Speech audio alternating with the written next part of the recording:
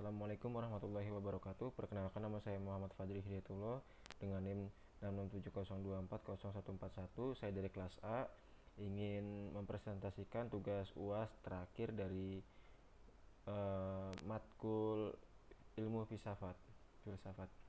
Jadi di sini saya akan menjelaskan bagaimana cara mempersepsikan filsafat ilmu dalam dimensi ontologi, epistemologi, dan aksiologi dalam konteks persoalan politik dan pemerintahan.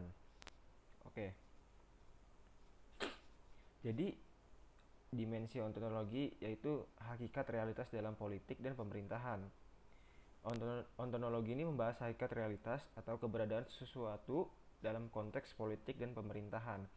Dimensi ini tuh berfokus pada pertanyaan kayak misalnya apa yang menjadi realitas atau apa yang menjadi entitas utama dalam politik dan pemerintahan.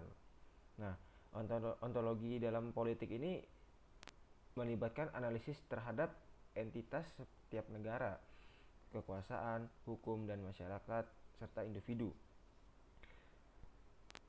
Dan apakah negara hanya konstruksi sosial ataukah memiliki realitas objektif di luar individu yang mendukungnya? Begitu pula dengan kekuasaannya. Apakah kekuasaannya bersifat material, misalnya kayak kontrol atau sumber daya, atau bersifat simbolis yang misalnya legitimasi dan pengaruh? Realitas konflik dan konsensus itu seringkali dipandang sebagai arena konflik penting, tetapi juga dia tuh sebagai upaya mencapai konsensus secara ontologis. Filsafat ilmu bertanya kayak apa konflik adalah entitas politik ataukah konsensus merupakan tujuan utama, dan hal ini mempengaruhi bagaimana kita memahami sifat dasar dari pemerintahan. Apakah pemerintahan ini tuh alat kontrol atau ruang untuk menyalurkan kehendak rakyatnya. Dan ada konsep kedaulatan dan legitimasi. Kedaulatan itu adalah realitas yang sering dibahas dalam ontologi politik. Dalam filsafat ilmu, kedaulatan negara dipertanyakan apakah kedaulatan bersifat absolut dan melekat pada negara, ataukah ia merupakan konstruksi yang bergantung pada pengakuan internal dari warganya dan eksternal dari negara lain. Yang kedua ada dimensi epistemologi, yaitu cara memahami politik dan pemerintahan. Jadi epistemologi ini adalah cabang filsafat yang membahas cara memperoleh pengetahuan tentang sesuatu dalam konteks politik dan pemerintahan. Dan banyak pertanyaan dari epistemologi ini, bagaimana kayak kita mengetahui dan memahami fenomena politik saat ini. Untuk memahami metode dalam memahami politik itu sendiri adalah kayak kita melalui pendekatan empiris berbasis data dan pengamatan langsung, atau normatif berbasis nilai dan ideal. Misalnya kayak ilmu politik modern sering menggunakan metode empiris seperti survei, statistik, dan analisis. Kebijakan untuk memahami perilaku politik. Namun filsafat politik klasik seringkali menggunakan pendekatan normatif, membahas keadilan, kebebasan, dan kesejahteraan tanpa data empiris. Terus juga ada sumber pengetahuan politik. Apakah pengetahuan politik itu berasal dari pengalaman, logika, atau tradisi? Dalam konteks pemerintahan, epistemologi juga membahas bagaimana pemimpin ini memperoleh legitimasi, pengetahuan untuk mengambil keputusan, dan misalnya kayak kebijakan publik harus didasarkan pada data ilmiah atau pada institusi politik dan pengalaman. Terus juga ada perspektif ideologi.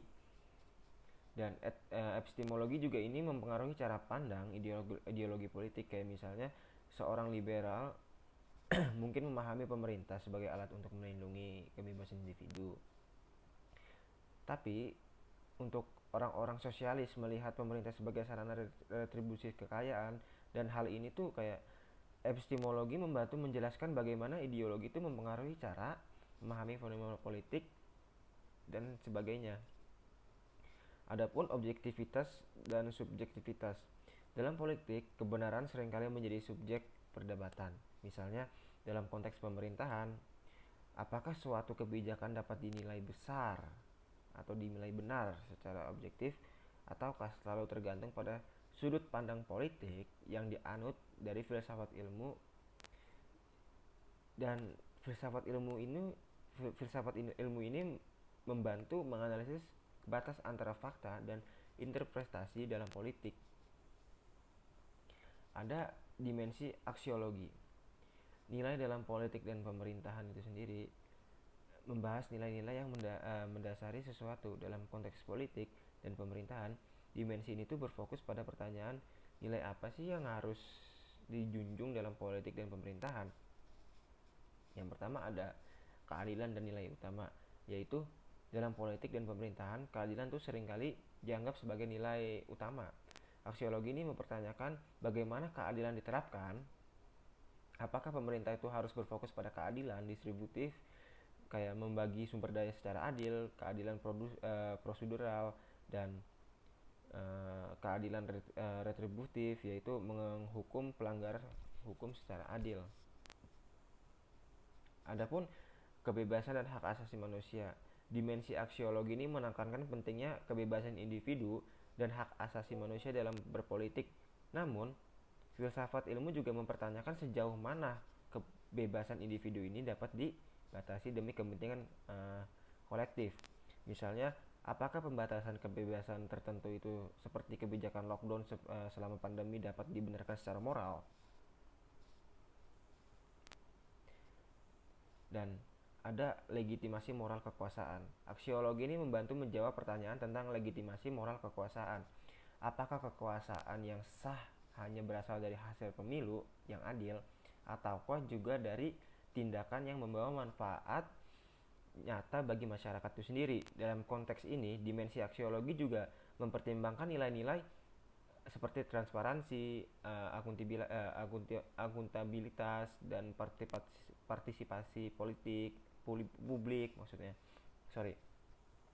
Dan adapun kesejahteraan dan pembangunan, pemerintah itu sering banget menilai dari sejauh mana dia mampu meningkatkan kesejahteraan masyarakat. Aksiologi ini mempertanyakan apakah kesejahteraan ekonomi harus menjadi prioritas utama, ataukah nilai-nilai lain seperti kebahagiaan, harmoni sosial, dan keberlanjutan lingkungan harus mendapatkan perhatian yang sama.